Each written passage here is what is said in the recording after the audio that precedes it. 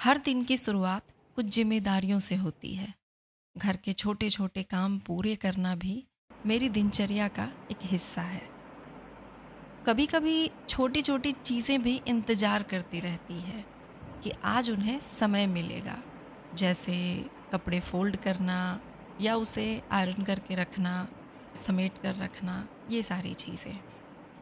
तो आज पढ़ाई शुरू करने से पहले मेरा मन था कि आज थोड़ा खुद को समय दिया जाए और थोड़ा पहले मन को हल्का कर लिया जाए।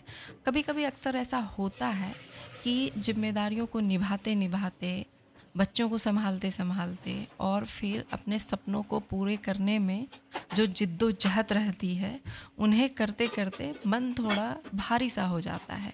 तो उस समय करना ये चाहिए कि कहीं एक बार घूम आना चाहिए। घूमने का मतलब किसी रेस्टोरेंट से नहीं है। आप किसी हरे भरे जगह पे जाइए, प्रकृति के पास थोड़ा समय बिताइए। वहाँ जाने से दिल को सुकून बहुत मिलता है।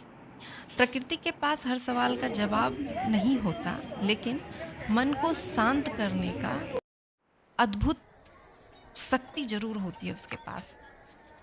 कुछ पल अगर आप वहाँ बिताते हैं तो दिल को बड़ा सुकून मिलता है। थोड़ी देर समय बिताने के बाद आज मैं गई थी वहाँ गंगा घाट। तो गंगा घाट में जब मैं ये वीडियो शूट कर रही हूँ तो उस समय था, उस दिन गुरु पूर्णिमा। गुरु पूर्णिमा के दिन गंगा घाट पे काफ़ी श्रद्धालुओं की भीड़ लगती है। वहाँ लोग स्नान करने आते हैं, दान करते हैं। तो थोड़ी देर वहाँ समय बिताने के बाद मैं वापस लौटने लगी तो मार्केट में मेरी नज़र हरी चूड़ियों पे पड़ी, क्योंकि सावन आ गया है। और सावन आते ही सिर्फ प्रकृति और पेड़ पौधों में ही हरियाली नज़र नहीं आती, बल्कि बाजार भी आप जब जाएं तो वहाँ देखेंगे कि बाजारों में भी हरियाली नज़र आने लगती है। जी हाँ, बिंदी से लेकर चूड़ियों में वो हरियाली, वो तरोताजगी नज़र आने लगती है। तो मैं देखने लगी चूड़ियों का कलेक्शन, मुझे काफ़ी अच्छा था, बहुत अच्छा लगा। तो मैंने कुछ चूड़ियाँ खरीदी। कांच की चूड़ियों से मेरा नाता कुछ गजब सा है। गजब सा कहने का मतलब कि काँच की चूड़ियाँ देखी ही नहीं कि मैं उसे खरीदने के लिए टूट पड़ती हूँ। चाहे ज़रूरत हो या ना हो। थोड़ा मतलब एक डब्बे ही सही, सस्ते और महँगे से मतलब नहीं होता, लेकिन लेना ज़रूर है, पसंद आ गया। खुद के लिए ना सही तो किसी को देने के लिए ही ले लेती हूँ। तो काँच की चूड़ियाँ मुझे शुरू से ही काफ़ी पसंद है। आप लोगों को काँच की चूड़ियों से कितना लगाव है, कमेंट बॉक्स में ज़रूर बताइएगा। वहाँ से आने के बाद, आने के क्रम में मेरी बेटी के स्कूल में छुट्टी होने ही वाली थी, तो मैंने सोचा उसे भी लेकर आ जाती हूँ।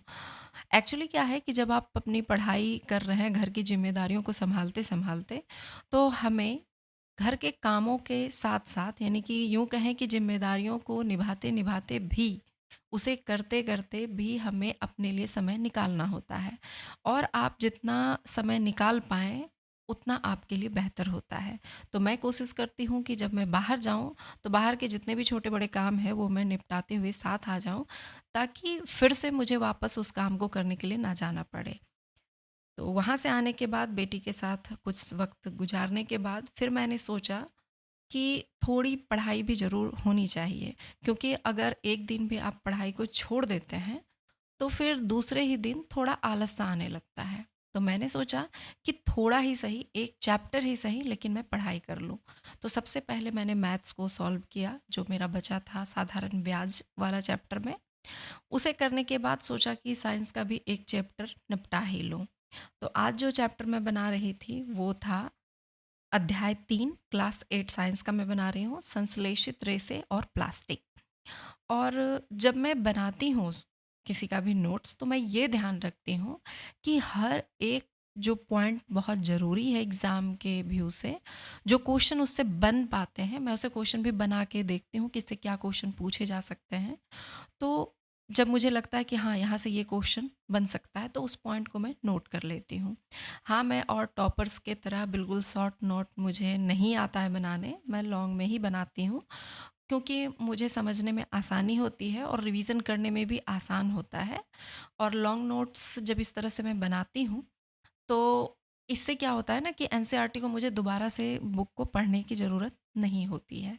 तो मैं कोशिश करती हूँ कि सारे इम्पॉर्टेंट फैक्ट्स जो हैं वो मेरी कॉपी में मौजूद हो। रिवीज़न सिर्फ करने भर का काम बचे मेरे पास। जब भी एग्ज़ाम नज़दीक आए, बस घंटे 2 घंटे 3 घंटे में रिवीज़न करके काम कंप्लीट। तो ये था आज का ब्लॉग वीडियो। तो आज का ब्लॉग वीडियो मैं यहीं ख़त्म करती हूँ। अगर आप भी किसी सपने के लिए मेहनत कर रहे हैं तो खुद को इतना समय ज़रूर दीजिए कि मन भी शांत रहे और हौसला भी। मिलते हैं अगले ब्लॉग में, एक कदम फिर आगे। तब तक के लिए बाय।